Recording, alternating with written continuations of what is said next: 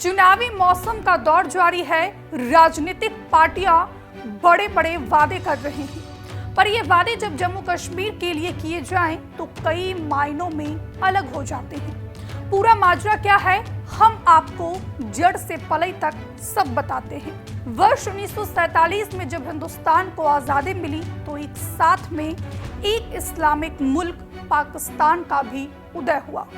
इन्हीं दिनों से ही इन दो राष्ट्रों के बीच जमीन पर जन्नत कही जाने वाली जगह को लेकर भी भीषण संघर्ष शुरू हुआ, जो अंतर्राष्ट्रीय स्तर तक पहुंचा और अभी भी जस का तस बरकरार है।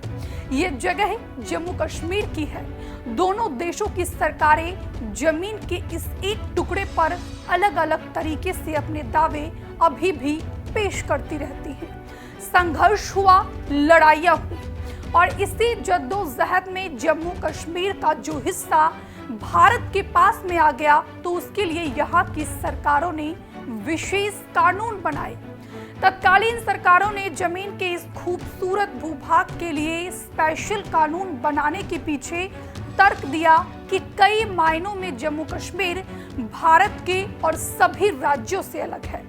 जम्मू कश्मीर राज्य के लिए जो कानून बनाए गए, इनमें धारा 370 और 35A थे, जो कि अभी मौजूदा बीजेपी सरकार ने खत्म कर दिए हैं। अभी भी कुछ कानून बचे हुए हैं, जिनमें अप्सपा यानी armed forces special power act मुख्य भूमिका है। इस एक्ट को लेकर अभी कुछ ही दिनों पहले केंद्रीय गृह मंत्री अमित शाह ने जम्मू कश्मीर में एक टीवी चैनल को दिए इंटरव्यू में कहा था कि उनकी सरकार धारा 370 और 35A को हटाने के बाद अब अप्सपा को भी जम्मू कश्मीर से हटाने पर विचार कर रही है। शाह ने आगे कहा कि जम्मू कश्मीर में बदलाव की बयार है। यहाँ के नौजवानों ने अब हथियार उठाना छोड़ दिया है। वो प्रधानमंत्री नरेंद्र मोदी के नेतृत्व में अब देश की मुख्य विचारधारा में शामिल हो चुके हैं। इसलिए अब अप्सपा की जम्मू कश्मीर को जरूरत बहुत कम महसूस हो रही है। इसके अलावा शाह ने जम्मू कश्मीर का पूर्ण राज्य का दर्जा बहाल करने और जल्द से जल्द राज्य में विधानसभा चुनाव संपन्न कराए जाने पर भी बल दिया। शाह के इन 3 गारंटियों में चर्चा का विषय बना जम्मू कश्मीर से अप्सपा का हटाए जाने का संकेत। बहरहाल सबसे पहले बीजेपी के चाणक्य अमित शाह ने जम्मू कश्मीर से जिस अप्सपा को हटाने की बात की है, वो एक्चुअली है क्या, ये हम आपको ग्राफिक्स के जरिए समझाने की कोशिश करते हैं। क्या है अप्सपा? अप्सपा एक ऐसा कानून है जिसे अशांत इलाकों में लागू किया जाता है। ये कानून अशांत क्षेत्रों में सक्रिय सशस्त्र बलों के कर्मियों को लोक व्यवस्था कायम रखने के लिए आवश्यकता होने पर तलाशी लेने, गिरफ्तार करने और गोली चलाने की व्यापक शक्तियां देता है। यानी एक तरीके से सुरक्षा बलों के बंधे हुए हाथ इस कानून से खुल जाते हैं और वे अपनी कसौटी के अनुसार सही या गलत का निर्णय करने के लिए सक्षम होते हैं। इस कानून के तहत जब तक केंद्र सरकार मंजूरी ना दे, तब तक सुरक्षा बलों के खिलाफ कोई मुकदमा या कानूनी कार्रवाई नहीं की जा सकती। 11 सितंबर 1958 को अप्सपा को बनाया गया था, जिसके बाद इसे सबसे पहले पूर्वोत्तर के राज्यों में लागू किया गया था। 90 के दशक में जब जम्मू कश्मीर में आतंकवाद बढ़ा तो यहाँ भी 10 सितंबर 1990 को अप्सपा को लागू करना पड़ा। इस कानून के जरिए जम्मू कश्मीर के लोगों में कहीं न कहीं प्रताड़ना का भाव नजर आता है। जैसे ही अमित शाह ने इस कानून को जम्मू कश्मीर से हटाने की बात की तो विपक्ष सहित जम्मू कश्मीर में प्रशासनिक सेवा देने वाले अफसरों को भी ये बात खूब पसंद आई है।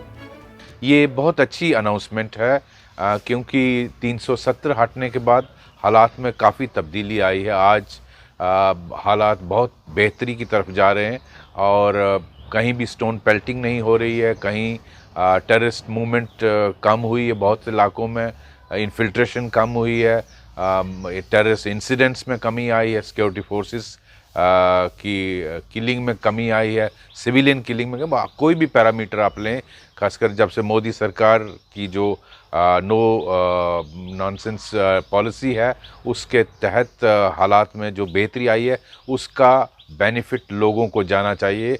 और ये काफ़ी हमारे लोगों की डिमांड भी थी कि आपसा फेजेस में जम्मू कश्मीर से हटना चाहिए, खासकर उन एरियाज़ में जहां बहुत सालों से कोई हादसा नहीं हुआ है, जैसे जम्मू रीजन के कुछ एरियाज़ हैं, कठुआ डिस्ट्रिक्ट, जम्मू, सांबा, उधमपुर, वहां से फेजेस में आपसा को हटाया जाना चाहिए। और इसके बारे में भारत की सरकार की अनाउंसमेंट वेलकम है। कुछ एरिया से भारत की आर्मी को भी रिलीव करना चाहिए ताकि इंक्रीजिंगली जम्मू कश्मीर पुलिस पर रिस्पॉन्सिबिलिटी आए। विपक्ष ने भी शाह के फैसले का स्वागत किया, लेकिन शक की नजर से। तो हम ये कहेंगे देर आए दुरुस्त आए, क्योंकि जब भी महबूबा मुफ्ती या पीडीपी इसकी वकालत करते थे, इसकी बात करते थे, तो मुझे कहा जाता था ये एंटी नेशनल है, ये आर्मी के खिलाफ है, ये मुल्क के खिलाफ है। तो अब हम ये सोच रहे हैं कि बात इलेक्शन के वक्त इन्होंने की है, क्या ये वाकई सीरियस है या ये एक जुमला है? जहां तक अफस्पा को हटाने की बात है, बिस्मिल्लाह करके आज ही शुरू करिए। जब कहते हैं कि हालात बिल्कुल नॉर्मल हैं, जब कहते हैं कि मिलिटेंसी खत्म हो चुकी है, जब कहते हैं कि अब अलायगी पसंद सोच रही नहीं और जम्मू कश्मीर के हालात इससे ज्यादा बेहतर कभी थे नहीं, तो इंतजार किस चीज का? पहले ही कर देना था।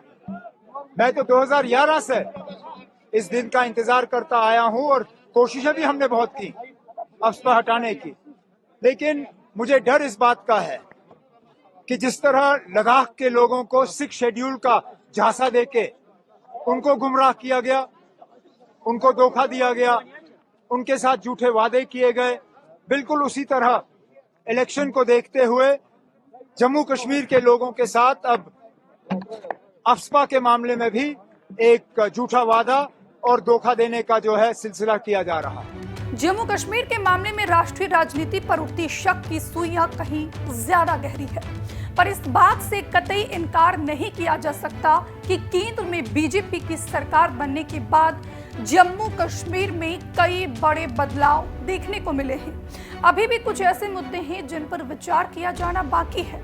उनमें जम्मू कश्मीर में पूर्ण राज्य का दर्जा बहाली और जल्द से जल्द राज्य में विधानसभा चुनाव संपन्न कराए जाना। अमित शाह की जुबानी केंद्र सरकार इन मुद्दों पर भी गंभीरता से विचार कर रही है। खैर, आपके लिए ये जानकारी इकट्ठा की थी हमारे सहयोगी खुशनूर ने। मेरा नाम रिद्धि गौतम है। आप पंजाब केसरी टीवी देख रहे हैं। बहुत शुक्रिया आपका। नमस्कार। हमसे जुड़े रहने के लिए हमारे YouTube चैनल को सब्सक्राइब करें और नई वीडियो की नोटिफिकेशन के लिए बेल आइकॉन को दबाएं